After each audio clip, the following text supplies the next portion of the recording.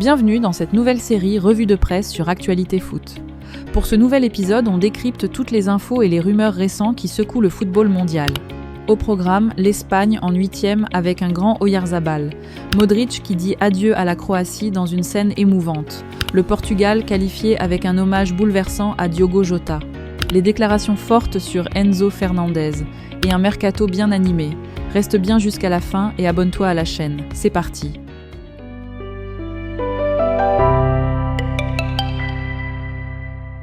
L'Espagne a dominé l'Autriche avec conviction et file en 8e de finale. Oyarzabal a signé un doublé absolument étourdissant et s'est imposé comme le grand homme de la rencontre. Les champions d'Europe répondent aux critiques avec une performance solide et convaincante qui rassure tout un pays après le démarrage difficile de la phase de groupe. Et maintenant un moment qui va rester dans les mémoires du football mondial. Luka Modric a disputé son dernier match avec la Croatie dans ce mondial 2026. Le capitaine croate, qui avait encore battu un record historique de passes décisives, a tiré sa révérence en seigneur. Un adieu digne d'une légende absolue du football mondial qui aura tout donné pour son pays pendant plus de 15 ans. Merci Luka pour tout ce que tu as apporté au football.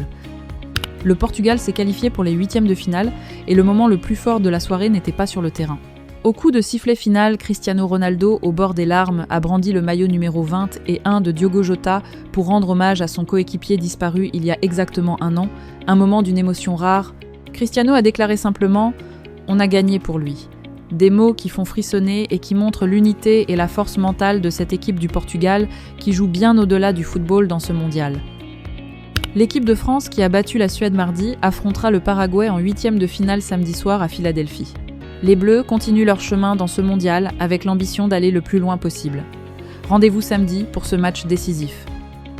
Et maintenant, une déclaration très importante de Javier Pastor, agent d'Enzo Fernandez. Il a confirmé sans détour que le Real Madrid aime Enzo et qu'Enzo aime le Real Madrid. Un aveu clair et net qui confirme toutes les rumeurs des dernières semaines. Il a également précisé qu'Enzo est très heureux à Chelsea, mais qu'il arrive un moment où il faut suivre le chemin du joueur. Et si le joueur demande des choses que le club ne peut pas lui offrir, il faut trouver des solutions. Un message très clair envoyé à la direction de Chelsea. Sur le prix, Pastor a été très transparent. En regardant les transferts des derniers jours, tous sont autour de 90 à 100 millions d'euros. Le prix d'Enzo sera certainement très élevé aussi, mais il est justifié par ce qu'il a démontré et construit ces dernières années. Le Real Madrid va devoir sortir un chèque très important pour arracher le milieu argentin à Chelsea. Le Real Madrid essuie un nouveau revers judiciaire. La Cour suprême a rejeté la demande du club visant à suspendre le protocole contre le harcèlement sexuel approuvé par la Liga. Le tribunal a conclu que le Real Madrid n'a pas justifié les conditions nécessaires pour obtenir une mesure provisoire. Et le club ne risque pas d'être exclu de la compétition comme il le craignait.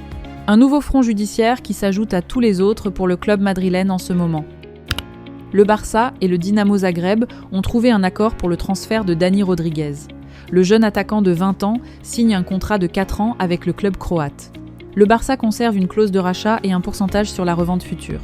Un départ logique pour un joueur qui n'avait aucune place avec Lamine Yamal intransférable sur l'aile droite. Surprise totale du côté de la Real Sociedad. Brais Mendes, joueur clé du club ces dernières années, file au Columbus Crew en MLS pour 6 millions d'euros. Une destination et un timing totalement inattendus pour le milieu galicien dont le statut avait déjà diminué sous Matarazzo ces derniers mois. La Real Sociedad récupère 6 millions qui pourraient accélérer son mercato estival. Le Barça Athletic officialise la signature d'Iñaki Kerr, attaquant de 22 ans en provenance de l'Hospitalet. L'ancien coéquipier de Jordi Alba et Thiago Alcantara a inscrit 15 buts en moins de 6 mois, contrat de 2 ans jusqu'en juin 2028, une belle recrue pour la réserve catalane. Et une info en Ligue 1. Djibril Sidibé annonce son départ de Toulouse avec un pincement au cœur selon ses propres mots. L'ancien international français aurait aimé que l'histoire se termine autrement. Une page qui se tourne pour le latéral droit. Voilà les amis, c'est la fin de cette revue de presse Actualité Foot, l'Espagne en 8e, Modric qui dit adieu, le Portugal qualifié avec un hommage bouleversant à Diogo Jota et un mercato qui s'emballe. Like, abonnez-vous et activez la cloche pour ne rien rater. On se retrouve à très bientôt.